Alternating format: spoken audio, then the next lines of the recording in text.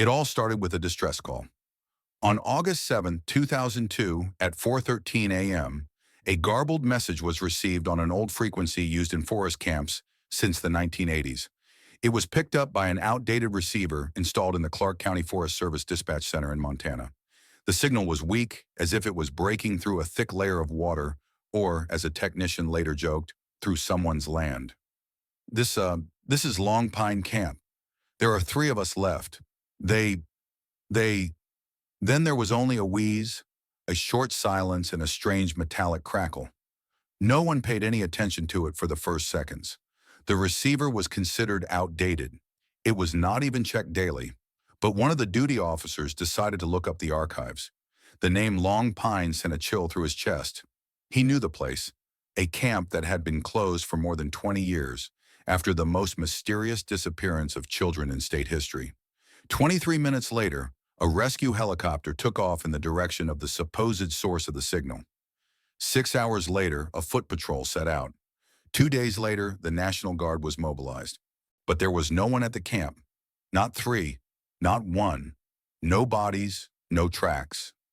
Just crushed grass in perfect round shapes, as if someone had stood in the middle of the clearing with great weight, and an old dinner bell swinging in the wind.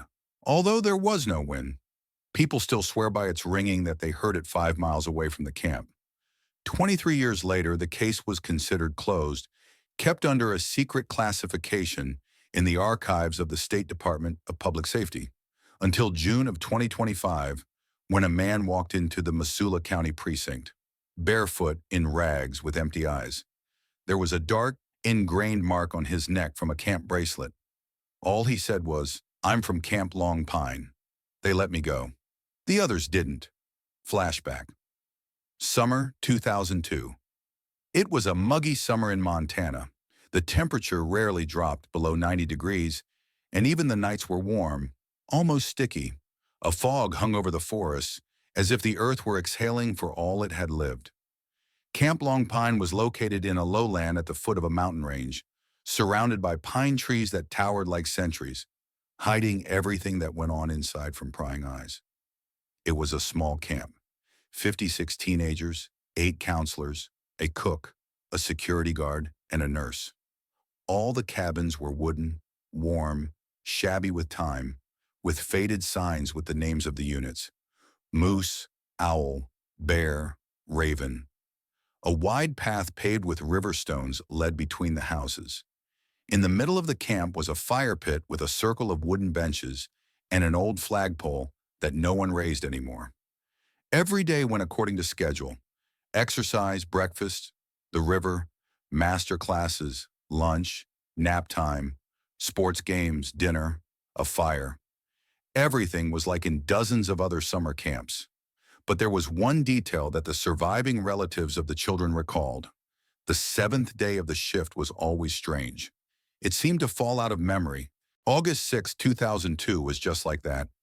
Everything seemed to be going as usual. But according to the stories of the duty officers, some children behaved as if hypnotized. They did not answer questions, sat in the toilet for a long time.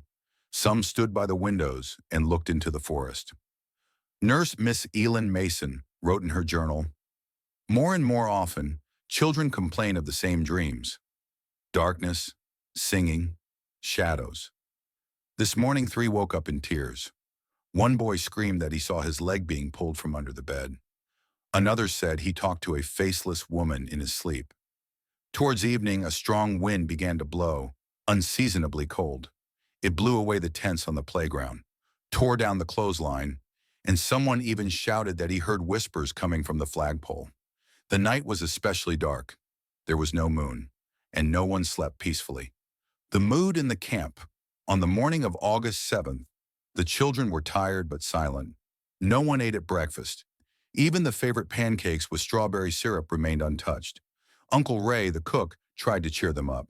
He made jokes, turned on music from the radio, but the children looked through him, as if they were not there.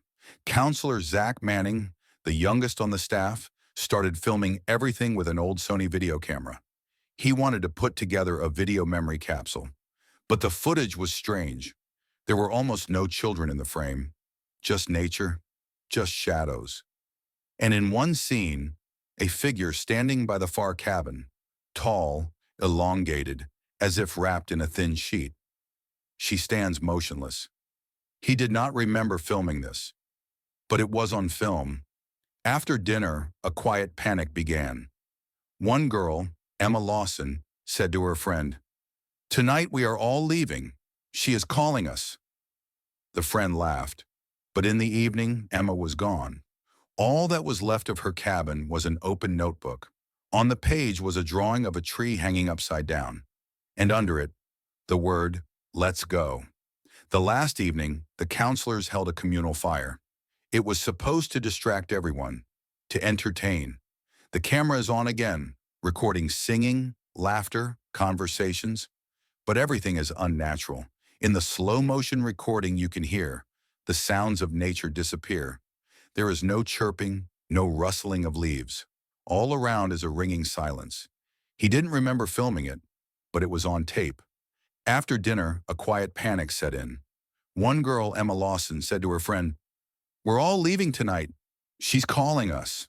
Her friend laughed. But in the evening, Emma was gone. All that was left of her little house was an open notebook. On the page was a drawing of a tree hanging upside down, and underneath were the words, "Let's go." The last evening, the counselors had a campfire. It was supposed to distract everyone, to entertain. The camera was turned on again, recording singing, laughter, conversations, but everything was unnatural. In slow motion, you can hear the sounds of nature disappearing. There was no chirping, no rustling of leaves. There was a ringing silence all around. At 10 p.m., everyone left, and at 3 a.m., Uncle Ray, the cook, went out for water and never returned. The bucket they found later had water in it, but there was a flame floating in it, a real flame, not extinguished. How it hadn't burned out, no one understood. It was the last night the Long Pine camp saw stars.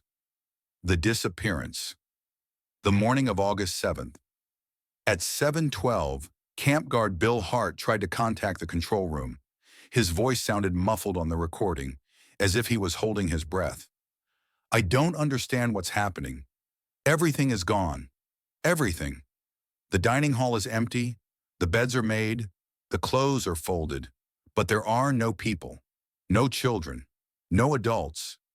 Just a feeling, like I'm not alone, but there's silence all around. Unnatural." He paused and whispered, "The bell is ringing by itself. I'm standing still, but I have goosebumps all over my body. It feels like someone is breathing in my ear." The connection was lost after 14 seconds.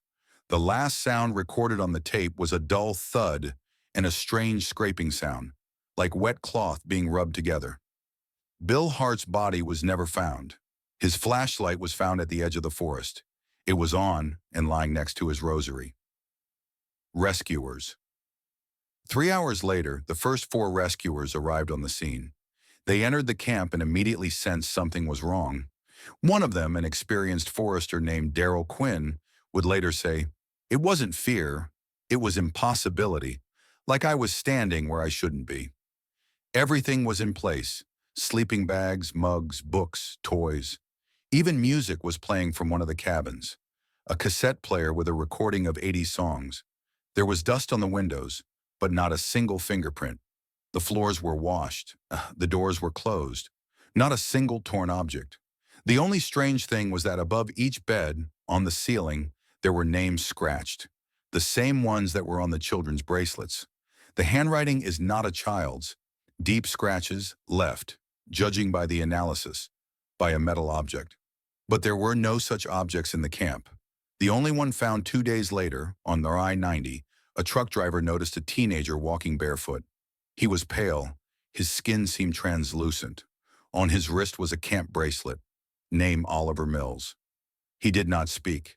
In the hospital, he drew, every day, a drawing, first houses, then a forest, then a man with his hands on the ground, then a woman without a face, then all black. The doctors noticed each drawing was accompanied by less and less color. The last was completely gray. The word on the back, walk. A month later, Oliver said, "They sing when you sleep, and then you walk, even if you don't want to. He was transferred to a clinic in Helena. There he disappeared. His room was empty. There's just a drawing on the wall in chalk by a child's hand. It's a tree upside down, and underneath it, his name is now hers. Return, 2025, June 3rd, 2025, a cloudy morning. The police station in Missoula, Montana, is operating as usual. Routine reports, calls from the wilderness, nothing out of the ordinary. And then, at 8:09, a man walks in through the front door. Barefoot, with scratched hands and wet clothes, his face is wind-beaten, his eyes are glassy, as if burned out.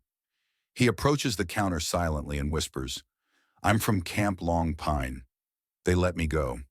The others, not." His name is Thomas Grayson, one of the missing teenagers from 2002. He should be 36, but he looks 50. His hair is gray, his skin is like an old man's. He trembles, constantly looking around. Doesn't let you touch him. He's afraid of light. Psychologists assume a severe form of post-traumatic stress disorder. But when they check his fingerprints, a complete match. It really is Thomas. He says little, only short phrases. "I shouldn't have said. I waited for her to fall asleep. She knows my name here now." Investigator Catherine Lang, who is conducting the interrogation, notices that Thomas reacts to certain words. He begins to choke if he hears camp, song, name, interrogation. After 3 days, he agrees to tell. "We didn't leave. We stayed. She didn't let me out. She was watching from the inside. We heard it at night. The song. It began softly, like the wind in the grass. But if you knew your name, you heard it clearly." "Who is she?" He falls silent. After a minute, he answers, "Her name cannot be spoken. It is not a sound. It is a feeling. When you understand it, she is in you." "Why did only you survive?" "I was silent. Always. Even in my sleep. I learned not to think in words. Only in images. She could not take me completely." "What happened to the others?" "They became a part of the forest. They became those who call others, with her voice. They are not alive, but not dead either." The investigators are shocked. His words frighten even those who have seen a lot. But there are also coincidences. Evidence, finds, drawings, everything that seemed meaningless fits into a mosaic. Operation. On June 6, 2025, a special group of 6 people is created. Investigators, military personnel, an expert on cultism. The goal is to enter the camp perimeter, install cameras, record the phenomena. They enter the camp at 2:40 at night. They document everything. The cameras are working. The lights are on. The camp seems empty, neglected. But the drone recordings show how some windows reflect light from candles, although it is dark inside. At 4:44, the connection is lost. All devices are jammed. The last transmitted sound is a distorted child's voice. There are more names. Aftermath of the operation. When the connection with the group was lost, the headquarters waited for half an hour, then some more, and then they sent a drone, but the signal was lost immediately after entering the camp zone. The only thing the drone's microphone recorded was a sharp burst of noise and a short squeal, similar to a roar from afar. The sound was not human. After 12 hours, the group did not return. The search party headed to the camp perimeter, but encountered a strange phenomenon. Compasses were spinning, navigators were hanging. The air was thick, like before a thunderstorm. On the ground, nothing. Only one trace, a fragment of an army vest, and on it, the embroidered name K. Lang. Disappearance of Thomas. When Thomas Grayson was informed about the disappearance of the group, he fell silent. He sat for a long time looking at the floor. Then he looked up and said, "She woke up. She's hungry now. There were 6 of them. Now she needs more." At night, he disappeared. The cameras at the station did not record anything. He was simply gone. There was only one object in the room, a bent spoon and a chalk inscription on the wall. The name was left in the room, and the body is in the woods. Finale. The Long Pine camp was cordoned off again. The government refused to comment. Locals say that at night now, if you stand at the edge of the fence, you can hear someone calling, quietly, by name. Sometimes, yours. Posts appear on the internet. Heard singing at night in Montana. It's calling, but I didn't say my name. Just thinking. One user writes, I was there. I thought I was alone, but she already knew who I was. She whispered my name correctly. And I realized that even thoughts are not safe. The last video related to the camp appeared 2 weeks ago. It shows a forest. The camera is shaking. A girl in white is standing at the edge of a clearing. Her face is blurry. She says, if you know your name, she is already here. And the screen goes dark. The history of the Long Pine camp remains open. The archives are closed. There are more and more names. And a song sounds in the darkness. Thomas's memories.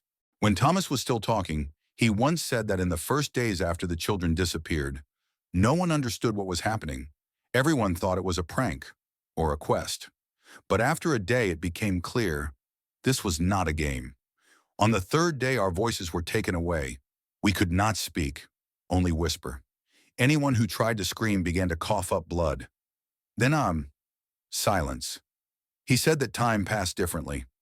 First there was day, then 2 evenings in a row, then a night that lasted a week. No one could sleep, and if they did, they heard the same thing, breathing on the back of their necks and a voice calling their name. She didn't come right away. First there were those who called.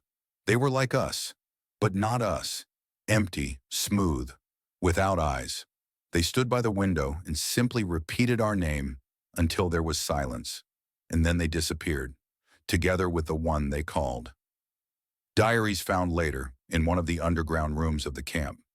Found by accident, under the old laundry building, boxes of diaries were found. School notebooks, notepads, notes on scraps of paper. They belonged to children, counselors, even a nurse. They all wrote the same thing, we are not alone. A boy named Justin, 12, wrote, she walks under the floor. I hear the boards creaking as she crawls. But when I look down, the boards are intact. One girl left a note in the box. If you are reading this, do not sleep alone. She comes to those who are alone. She goes by name, with a song. Nurse Elin Mason wrote, they do not disappear, they go inside. One child opened his mouth in the morning, and I saw a shadow in his throat. She was looking at me. I swear. Aftermath. After the disappearance of Thomas and the group, fear enveloped the city. Parents began collecting photographs again. The school where the children studied closed. Teachers refused to teach. On the outskirts, they began to put up signs, do not say your name. Stores stopped printing name badges. In cafes, they served by order number. No one risked saying names out loud. Psychiatrists have announced a new mass phobia, fear of the name. People have reported hearing their names being called in their sleep. One man claimed to have seen his dead daughter standing in the doorway at night, whispering, Daddy. Secret archives. A local newspaper journalist, Laureen Davis, gained access to Forestry Department documents from the 1980s. There she found old maps. On them, the campsite was called something else. Not Long Pine, but Site 9. Under this name were prohibitions. No building, no settling, no setting up camps. The reason was anomalous behavior of the soil and magnetic lines. Next to it was a handwritten note. Here are her routes. Keep people away. These documents disappeared a week later. Laureen quit her job, and her photo and name were removed from the editorial website. Last words. The last entry in the archive was made by an unknown person. The paper was found at the edge of the camp. The ink was fresh. The handwriting was uneven. I thought if I didn't tell her, she'd forget, but I said the name in my sleep, and now it's not mine anymore. If you read it, don't think about yourself. Don't say your name. Don't answer if you hear a call. Go the other way, and don't look back. Never. And underneath a signature. No one leaves. No one stays. Everyone becomes her.